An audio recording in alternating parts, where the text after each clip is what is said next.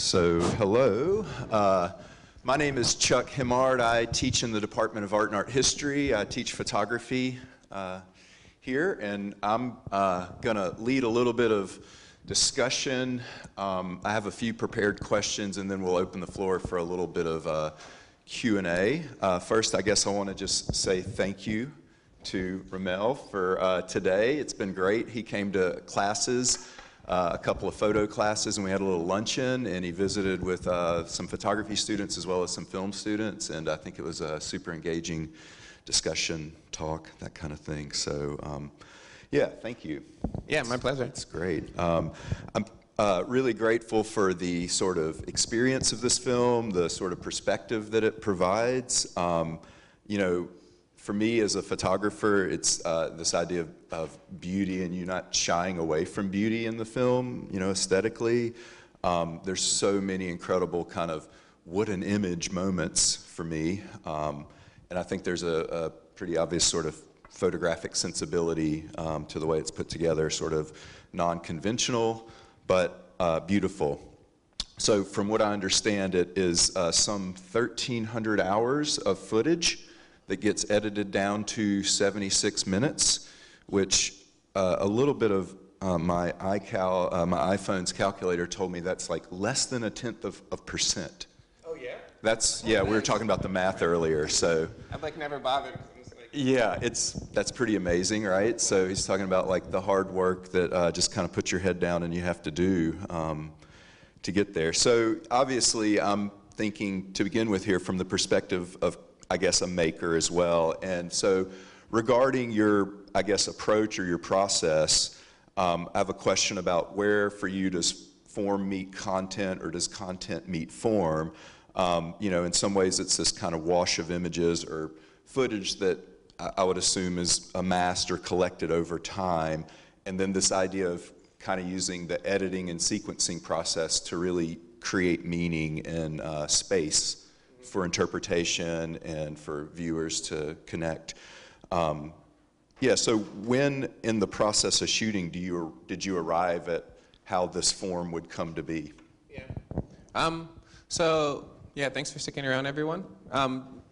So there's 3 questions in there.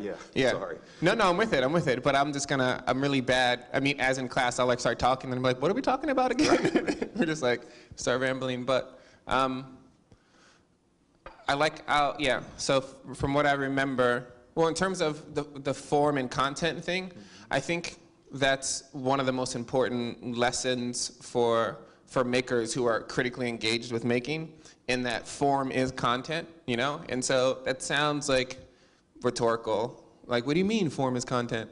But an example of that is when you,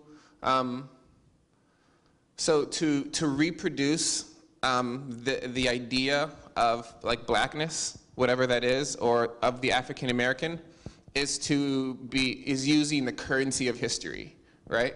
And so if I take a picture of you and it's a photo of Chuck, and Chuck is doing something that's, you know, just doing like some sort of gesture. And we talked about this a little bit at dinner yesterday with Shel Silverstein's work.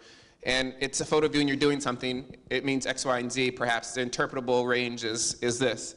And then if we were to color your skin in and you were to be a person of color, there's like new connotations there, you know? Like that's a different type of content. And so the representation in the photographic form of a person of color has a certain responsibility to interpretation just based on the history of people of color. And so with that idea being said, and it's also to consider, and I think we talked about this in class, maybe not, that I think it was a pretty big breakthrough for myself when I realized that photography and film are arguably and in some way the technology of racism. So if we think of racism as this idea of, you know, inferiority and non-human and whatever you want to say about a certain type of person, you know, this is something that isn't a natural thought. This is something that exists because it's an idea, right? Like someone assumed this and decided to share it. So how do you share that idea with people who don't have intimate relationships with people of color or black folks? Is you take a photo of them and then you hand the person that photo. Because if I tell you that I know this kid that's crazy, he's just a crazy kid, and I take a picture of the kid and show you the picture of that kid, you're gonna look for crazy in there, because that's what you're sort of predisposed to look for. And so, with that being said, and then the idea of blackface and the idea of, you know, black folks not being able to control their own image, there being this sensationalization of the African American experience via blackface that is literally, you know, exported across the world, and then becomes embedded in what we understand blackness to be, and then becomes something that black folks have to then reproduce in order to satisfy white folks, because that's what we're sort of in society to do, is to appease a certain genre of people. But then you realize that the relationship between film and photography and blackness is really damaged, right? And so to use that form and to use that content as a way to force someone to engage with these ideas openly, without like a narrative and without a structure, is to sort of put a mirror up to your relationship to the black community, I think. And so I realized this really early on in my photography, and then I tried to apply it to the film about 5 months in, when I made an edit that I wasn't quite satisfied with. And I, wanted to reflect back the power dynamic that is documentary film with communities of color, which is traditionally those who aren't from the community, you know, ancestrally, you know, kind of fantasizing about what meaning is, and kind of taking from those communities. Yeah, it's also kind of interesting how the still photography that you were doing a little prior, is that right, to the film being made? Well, I mean, I was making images for 8 years before. Right. You know, no, that's not true. 5 or 6 years. Yeah. Wait, that's not true either. But a significant effort and history of making still photographs in the area, which certainly informs, you know, I don't know, your lens. Yeah. Right. Yeah. Fair.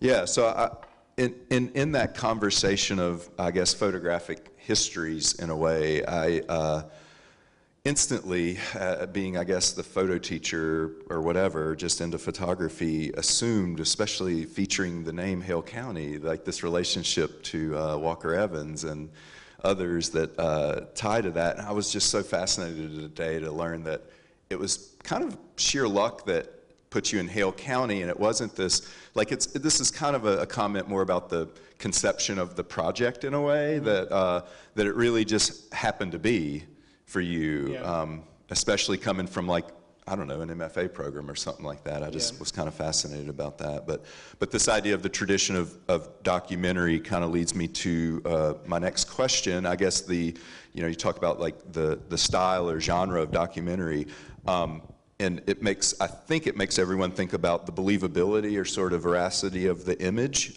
sort of within representational lens-based image making. Yeah. And so is there a line, or where is the line for you between fact and fiction, and how is it at play within your work? Yeah, the fact and fiction, I think we're so undereducated as a culture, and I think we're so not even remotely as intelligent as we think we are, that we tend to create these false dichotomies, you know, that exist, that are ways in which we shape reality, but don't quite add up when you really dig deep, which is a fundamental problem with talking about documentary nonfiction and fiction, right? Sure. A fiction film is a documented experience. So how is it possible for it not to be a documentary? And then it becomes semantic, and then it becomes rhetorical, you know? Yeah. And so, like, the more, as most people know, the more you learn, the more you think about language, the more you think about the creation of culture, the creation of social constructs, historical origins of things, the more things make sense and then don't make sense simultaneously. Like, we live in a world in which we participate in the understanding of blackness to be a thing when it's an actual fiction. It's a literal fiction, but it's so true that it's organized our reality, right? So this is kind of how the world is. So I kind of like I tend to not think too deeply about that, but what I like to think about in relation to it is what the default predisposition of nonfiction and documentary, what that does to the human being's encounter with it, which is prepare them for an encounter with truth. Yes. which is probably, I mean, I can't think of a more profound thing socially, right? Because when you talk about the idea of truth, like when you walk outside and you walk down the street, like you're not thinking truth, you know? You're just like in your head, you see something, you're like, whatever. When someone's speaking to you, you're like, I don't really know, whatever. Kind of listening, kind of not listening, who knows? But when you go to watch a documentary film, you're like, okay, like I'm encountering something that's true in real world, you know? And that's really, really powerful. That's right. And so that's one reason why it was important that the film was to be a documentary. Yep. Because to me, you know, like the best analogy for the absence of African-American voices in the cinematic landscape is to think about the contribution of black folks to music, right? Like, yes. So what would the musical landscape globally be like if black people hadn't created jazz, or which is obviously built into other forms of music. It wasn't like someone created jazz spontaneously, but it's, you know, taken from classical music. It's like, you know, a little more soulful, but that's like reshaped the musical landscape. And then you have different types of rock, and then like it just changed everything, and we all love it, right? Whether or not you're racist or not, like you like black people's music, you know? Some of it, at least. So if you think about if you think about the cinematic landscape and photography and how, you know, you can play the drums on the street, but you can't take a picture on the street. Like you need money, you need materials, you need film, you need all of these things. So we actually we're missing a huge perspective on what the world looks like just based on people not having access to it. And so I forgot why I even said that. Well, I know this always happens. Early, I mean, just back to this objectivity of truth, Yeah. and like you're so brazen about the subjective approach that you take in the film. Yeah. Right? Yeah, so we're talking about dichotomies, whatever, photography, film. Damn it! Yeah.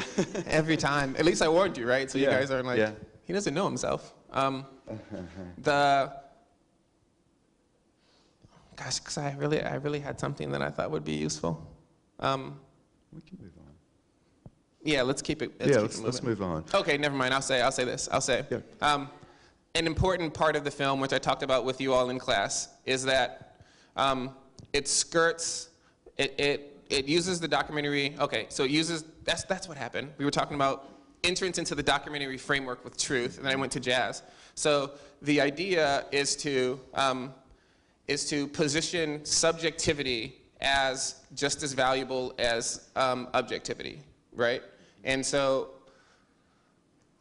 with the absence of, like, you know, quote unquote black voices and representing reality, there's like one thing that I came up with, it's a little quippy, but it's like when you represent someone, you're putting a costume on them.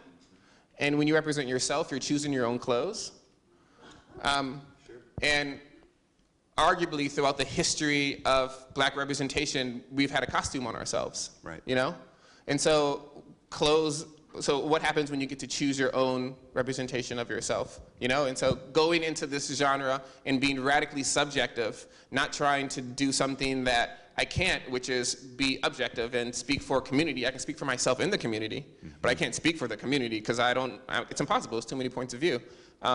Then you're actually doing something that's singularly objective, which means that it's a truth that everyone can engage with an honesty that I think we assume a lot of things have or a lot of things strive for.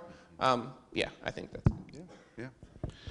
So one more question from me, and then we'll open up and have a couple of questions from everyone out there. There's a lot of perspectives to hear from. But so this is kind of a question that I was thinking as, I guess, as a teacher, my teacher brain, but for students. So I believe you studied and majored as an undergraduate in English and sociology in college, and then went on to earn an MFA, like an art school experience. So how important is the knowledge that this work is built on top of? How and when does research enter into your sort of creative or making practice?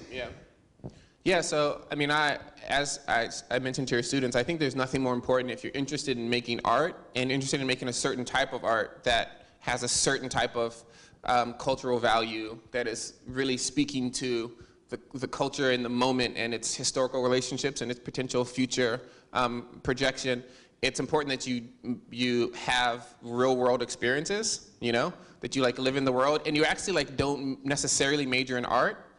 I actually wanted to major in art, but my dad wouldn't let me. Because he's like, you're going to Georgetown. Sound familiar, anyone?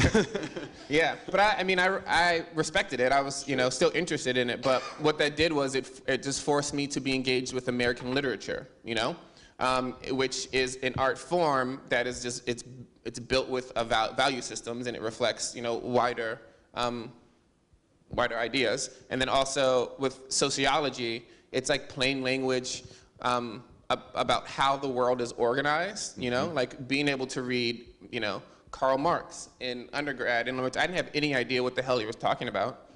But when I got out of college and I thought back, like we were talking, I went back to my notes and I was like, oh, that's what the professor had said that I just couldn't pick up because I was sleepy, you know, and so you learn that the world is built, and you learn that there's language for how the world is built.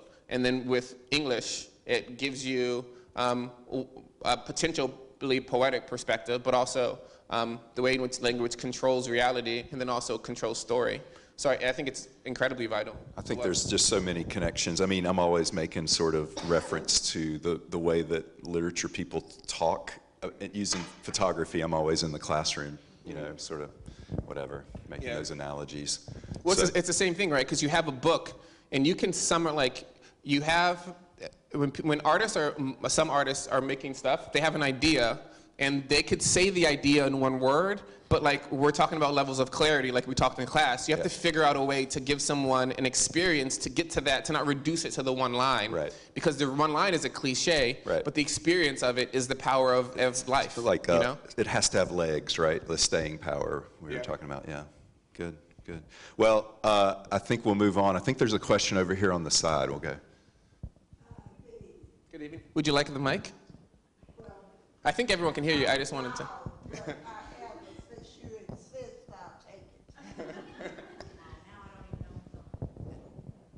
Yeah. As I sat there, is this a class project that you are showing tonight? Is it in the relationship to a class? Or why did you show this particular film tonight? Why did I show the film? So class project is in like social construct or academic or like school? Class is in like socioeconomic, right? Okay. No, I'm asking. No, I'm asking you. I sat here and watched the film. Being an educator myself, all kinds of things went through my mind as I sat here.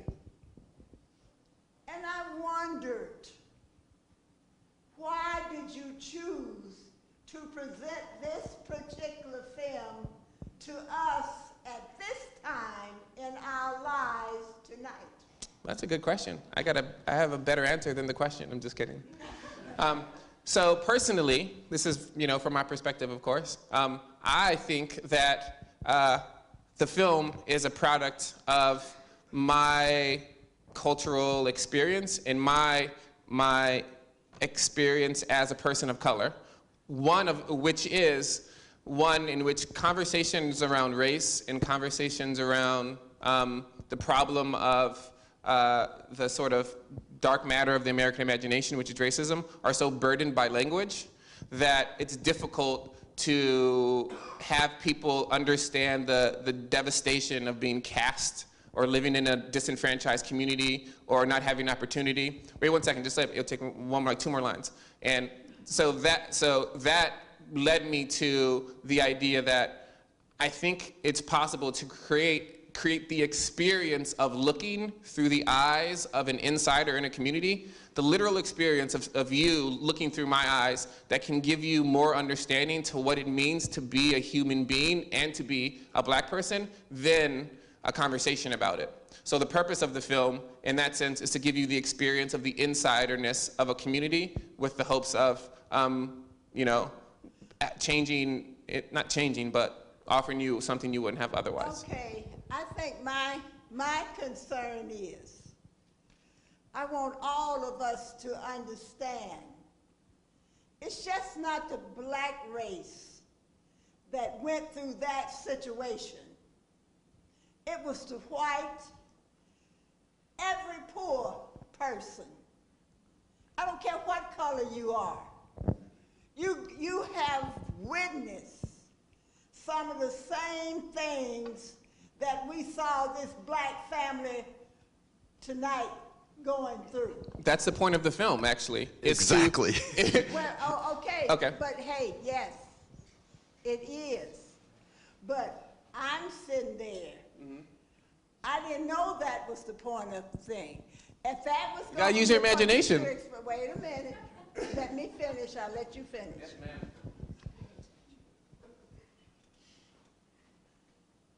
If you were going to, this is my feelings.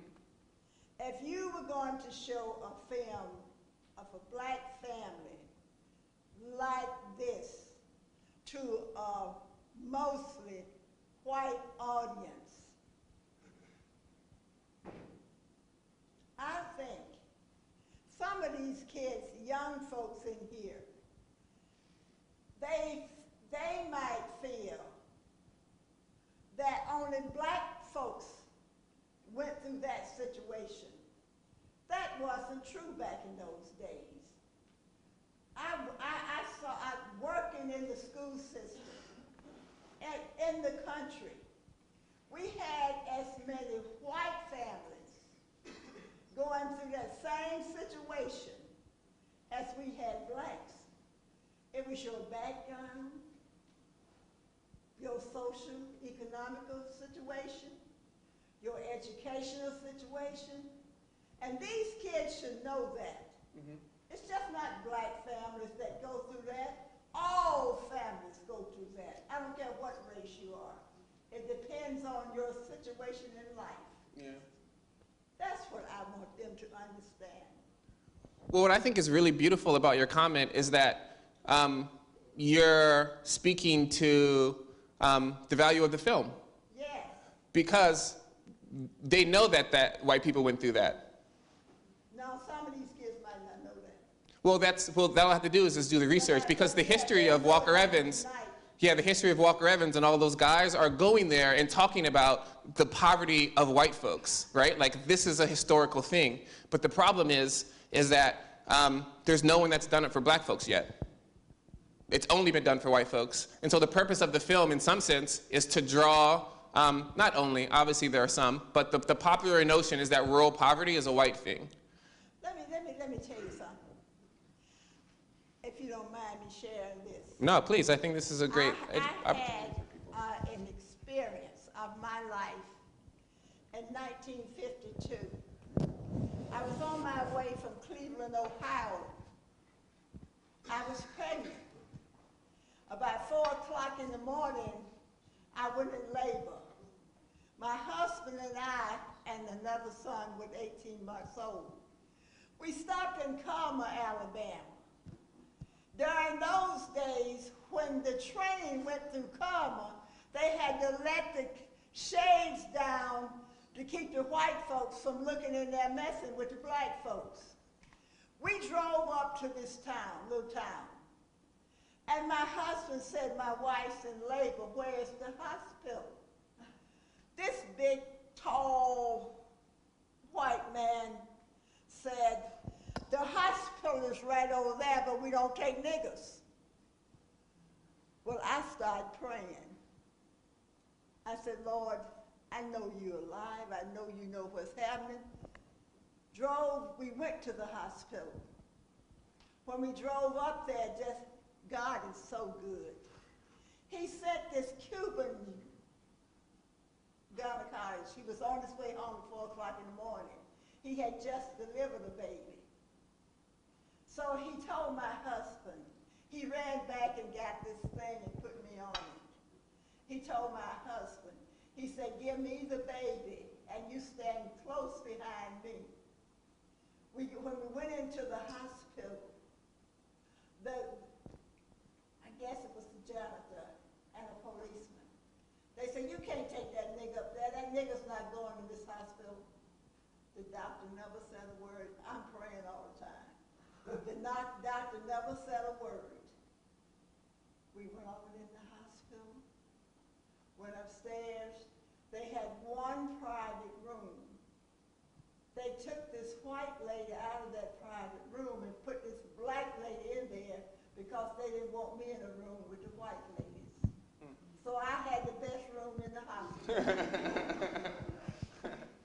Okay, I stayed there 6 days.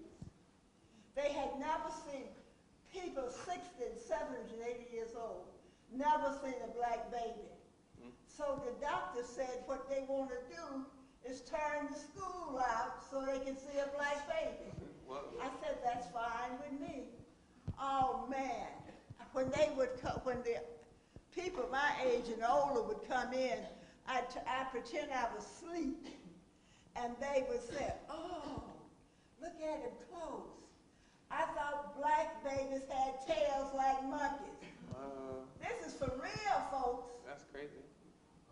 Carmel, Alabama in 1952. Okay. So, you know, as I sat there and listened to this and watched this movie, whole lot of things was running through me. Yeah, I imagine. And I just want you folks to know, all people are people, regardless to what color we are, what texture our hair is. God loves all of us, and we all belong to him. And I just want you to know that. Young man, I'm proud of you. Thank you very much. Thank you.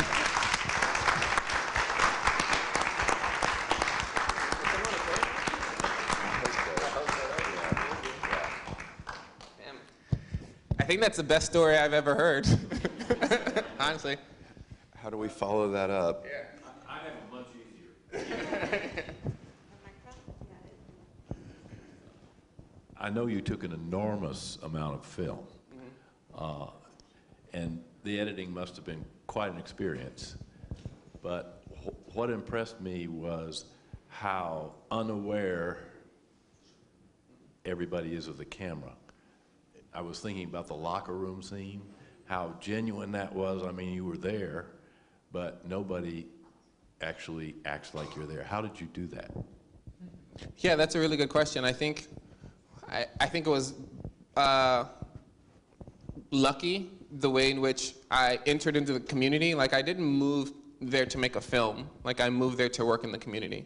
And so with that being said, I was there for 3 years doing like very serious, you know, like driving to my students' houses and waking them up for class, you know, chasing folks around town, trying to help them, you know, get their, you know, live up to the promises that they'd made earlier to their parents or to myself. And so I'm known in the community still as a community worker, you know. I think the film's done really well, so in the last 4 months, it's kind of been like, oh my God, like, this artist has been working here the whole time.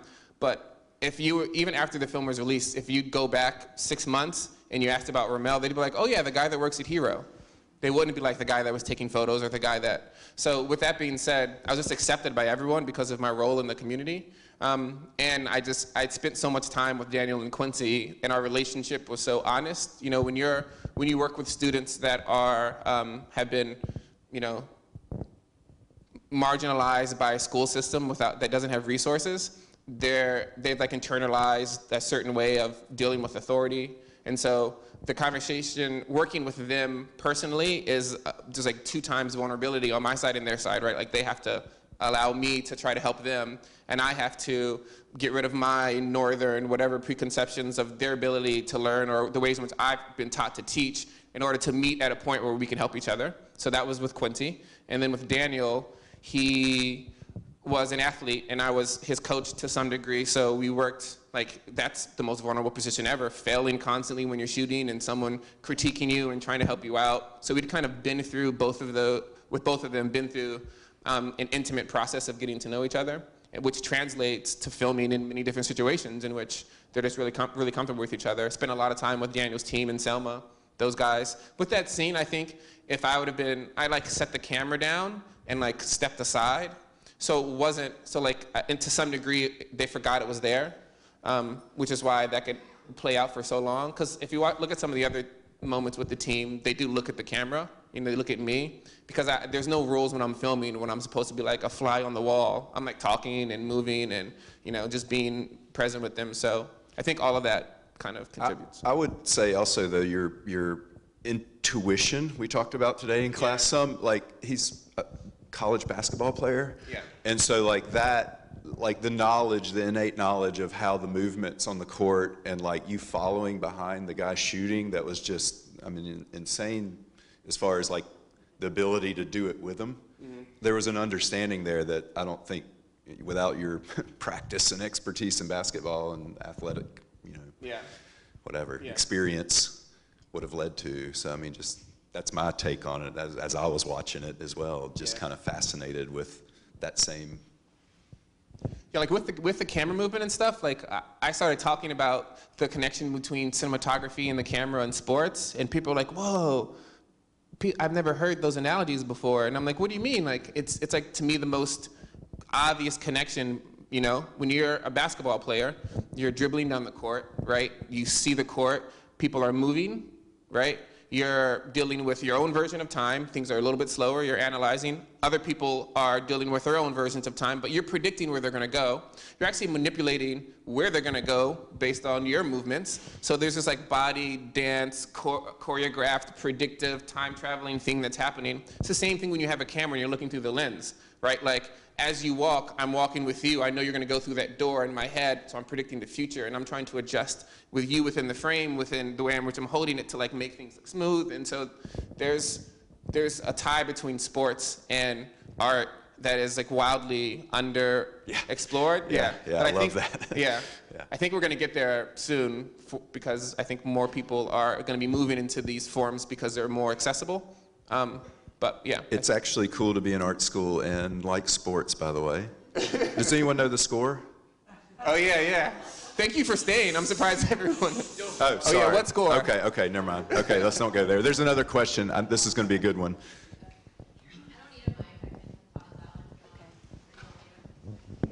I don't have a job if I don't. Okay. Right now. Considering the many hours that you put in filming this, what responsibility do you have to finish it? Finish it. Yeah, like that's so many hours. I knew that you said that you would put it in a timeline and you would like continuously work, but like what was your responsibility to finish this film for the people of Hale County? No one knew what I was doing. Like it's literally just me with one camera, following Daniel and Quincy wherever they go, and at some point, I'm not making after year 3. Like no one thinks I'm making a film.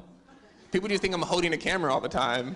Like it's a long time, like you get desensitized to the camera and to the process because it's so long, which I think, which to me is like the biggest political statement of the film, which is that people, so this is like the analogy I have, when you look at a word for a really long time and it like disintegrates, and then you're like, what's a word?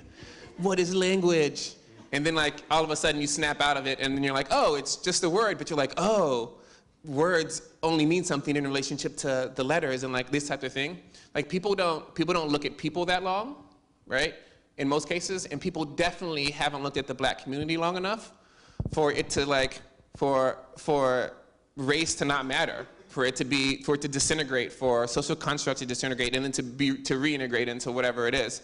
And so that process of looking is kind of what I was interested in, is like, what happens if you're there longer than anyone that is sane would be there, and not be in their lives, but like shoot after that long, because when you do that, meaning comes to you. You don't find meaning, right?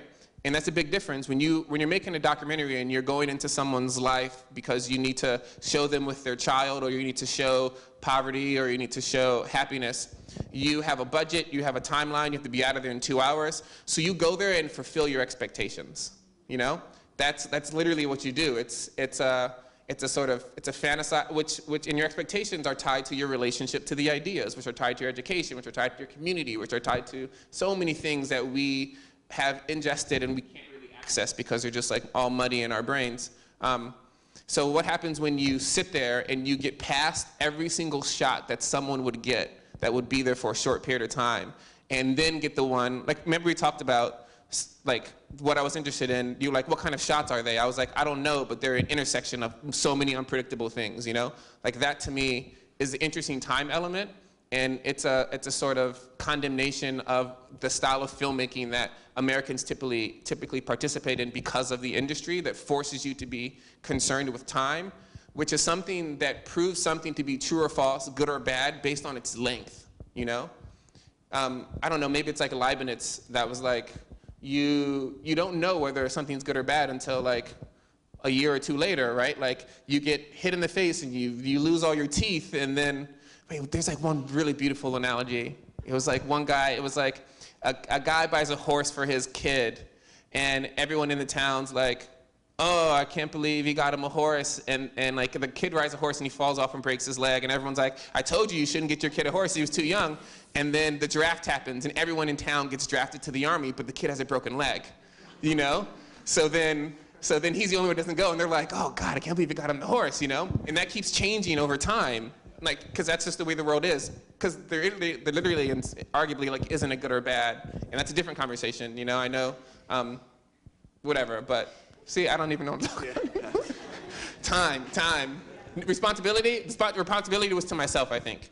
To follow through and to finish, yeah. And then hopefully it would do something. I mean, yeah. So what? Maybe a couple more questions here, and then 2 more questions. We'll go. I don't know, to the back here, and then I guess Hugo here in the front. Yeah.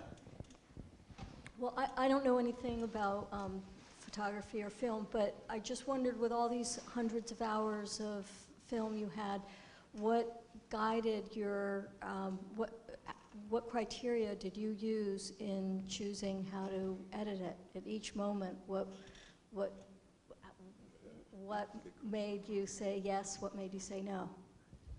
Yeah, I think if I was moved in the moment of filming, because I'd taken so many photos, because I'd filmed for so long, then I knew someone else would be moved too, or I assumed that they would. If it was, like, I've seen so many images, I've taken so many images that if there's an image that I happen to be around and in the right spot to frame and capture, and I think that it's like profound, then I can't imagine that it wouldn't be profound for someone who doesn't look at images the way that I do, you know?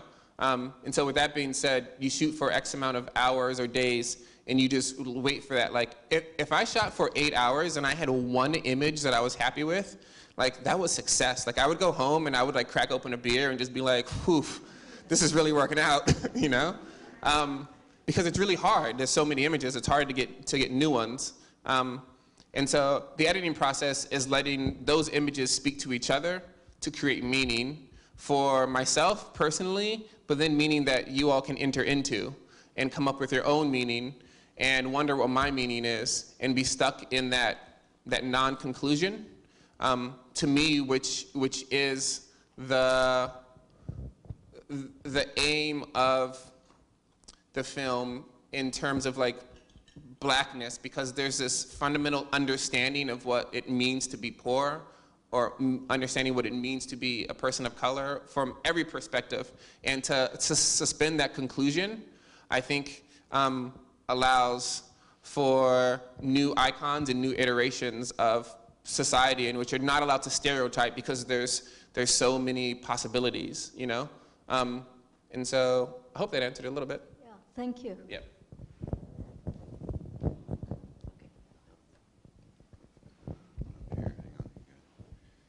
Hello? Hello?